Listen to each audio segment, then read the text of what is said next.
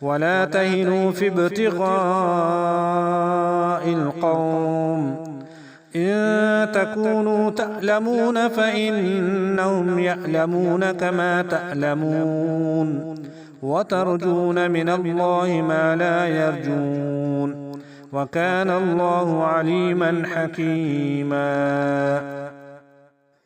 إنا أنزلنا إليك الكتاب بالحق لتحكم بين الناس بما أراك الله، ولا تكن للخائنين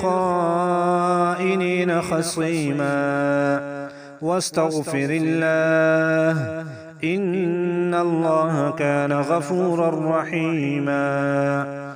ولا تجادل عن الذين يختانون أنفسهم، إن الله لا